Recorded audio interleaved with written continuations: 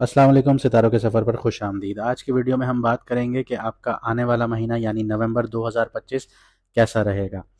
नवंबर में बहुत से प्लैनेट्स जो हैं वो अपनी चालें बदलने जा रहे हैं, स्पेशली सैटर्न बदलने जा रहा है। सैटर्न रेट्रोग्रेड था, कुछ लोगों को ढैया साढ़े साती इनके इफ़ेक्ट्स मिल रहे थे, हालांकि वो साढ़े साती और ढैया से निकल चुके थे।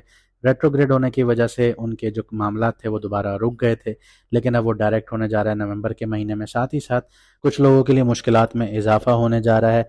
आइए हम इन सारी चीज़ों को देखते हैं कि आपके करियर के हिसाब से कैसा रहेगा, क्रिप्टो ट्रेडिंग के हिसाब से कैसा रहेगा, लव लाइफ कैसी रहेगी, आपकी सेहत कैसी रहेगी, कौन से आप लोगों के लिए चैलेंजेस होंगे, मौके आप लोगों के लिए कहाँ छुपे हुए हैं, रेमेडीज आप लोगों को क्या करनी है, इन सब पर बात करते हैं। अगर आप लोगों को आपका मून साइन नहीं पता तो कमेंट सेक्शन में अपनी ओरिजिनल डेट ऑफ बर्थ लिखिए।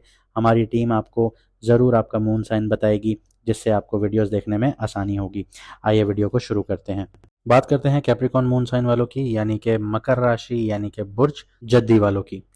मून के ट्रांजिशन से देख लेते हैं कि कौन से दिन आप लोगों के लिए लकी रहेंगे, कौन से दिनों में आपको एहतियात करनी है। तो 4, 6, 17, 25 और 28 नवंबर आपके लिए लकी होंगे, लेकिन जिन दिनों में एहतियात करनी है वो 10, 15 और 20 नवंबर होंगे। काम और पैसे के लिहाज से देख लेते हैं तो करियर के लिए ये जो मंथ है वो स्ट्रेटेजिक रीपोजिशनिंग का होगा।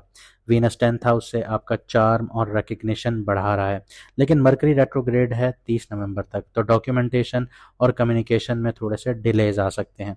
सैटर्न डायरेक्ट होने के बाद यानी 28 नवंबर के बाद आपकी ज़िंदगी में क्लैरिटी आना शुरू हो जाएगी, करियर में एक स्टडी फेज स्टार्ट हो जाएगा आप लोगों के लिए। जुपिटर रेट्रोग्रेड होगा मिड नवंबर में, तो पार्टनरशिप पर ध्यान देना होगा आप लोगों को। ट्रस्ट और फेयरनेस आप लोगों को रखनी होगी, इस पर काम करना होगा। फाइनेंशियली बात करूं तो मंथ एंड तक रिलीफ आएगा जब वीनस 11th में एंटर करेगा, यानी सोशल और कोलैबोरेशन से या नेटवर्किंग से आप लोगों को फ़ायदा हासिल होगा। क्रिप्टो और स्टॉक ट्रेडिंग की बात करते हैं। जुपिटर और मरकरी दोनों रेट्रोग्रेड हैं, तो इसकी वजह से शॉर्ट टर्म अगर आप ट्रेडिंग करते हैं तो उसमें वॉलेटिलिटी बहुत हाई होगी। इम्पल्सिव ट्रेडिंग से आप लोगों को बचना होगा। 22 नवंबर के बाद जब आपके फर्स्ट हाउस के आसपास मून होगा और वीनस फ़ायदों के घर में होगा, गेंस के घर में होगा, तो उस टाइम पीरियड में आप कोई मूव लेंगे तो आपके लिए बेनिफिशियल होगा। तो उस टाइम पीरियड में शॉर्ट टर्म ट्रेडिंग आप लोग कर सकते हैं या इन्वेस्टमेंट कर सकते हैं, तो वो पॉजिटिव रहेंगी। सैटर्न डायरेक्ट होने के बाद यानी 29 नवंबर के बाद लॉन्ग टर्म फाइनेंशियल डिसीजंस लेने के लिए बेस्ट टाइम होगा आपका। प्यार और रिश्तों की बात करते हैं। रिलेशनशिप में जुपिटर 7th हाउस में है, तो यहाँ पे रेट्रोग्रेड होगा मिड मंथ में, तो कार्मिक रिफ्लेक्शन क्रिएट होंगे इस टाइम पीरियड में, यानी अभी 18 अक्टूबर के बाद से ये 11 नवंबर तक ये डायरेक्ट होगा। तो इस टाइम पीरियड में कैप्रिकॉन वालों के रिश्तों की बातें स्टार्ट हो जाएंगी।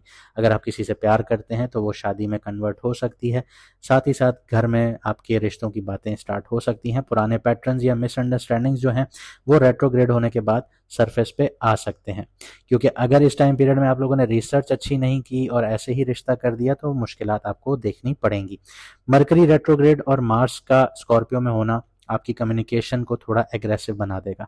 सिंगल्स के लिए वीनस लिब्रा में प्रोफेशनल सेटिंग्स में रोमांटिक स्पार्क क्रिएट करेगा। मैरिड लोगों के लिए सब्र और मेच्योरिटी बहुत ज़रूरी है। 28 के बाद एनर्जी लाइटर और एक्सप्रेसिव होना शुरू हो जाएगी आप लोगों के लिए। आगे बढ़ते हैं, सेहत की बात करते हैं। सैटर्न और जुपिटर दोनों रेट्रोग्रेड होने से स्ट्रेस और थकावट कॉमन हो सकती हैं आप लोगों के लिए। वेनिंग मून में यानी 10 से 15 नवंबर के दौरान इमोशनल लोज पॉसिबल हैं। मेडिटेशन कीजिए, ब्रीदिंग एक्सरसाइजेस कीजिए, ये बहुत हेल्पफुल रहेंगी।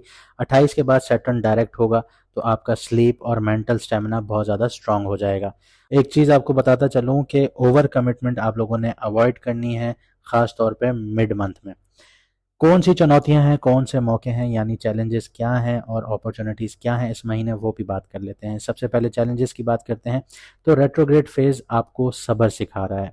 डिसीजंस में थोड़ा सा डिले कीजिए और कन्फ्यूजन क्रिएट हो सकती है, तो क्रिएट होने ना दें, कोशिश करें। मौका आप लोगों के लिए क्या है, सैटर्न जैसे ही डायरेक्ट होगा आप साढ़े साती के चुंगल से बिल्कुल आज़ाद हो जाएंगे।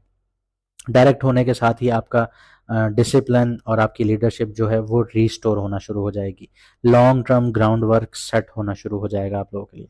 पिछले 7.5 साल 8 साल आप लोगों ने बहुत मुश्किलात देखी, कर्जे देखे, आप लोगों ने सेहत से रिलेटेड इश्यूज देखे, नौकरी गई, आप लोगों का करियर ख़त्म हुआ, आप लोग घर पे बैठ गए, तो ये पिछले आपने 7.5 साल 8 साल मुश्किलात देखी, लेकिन सैटर्न अब ऑफिशियली 29 नवंबर को आपकी 7.5 का टाइम पीरियड ख़त्म कर रहा है, क्योंकि अभी रेट्रोग्रेड है तो ये आपको सेकंड हाउस के इम्पैक्ट दे रहा है।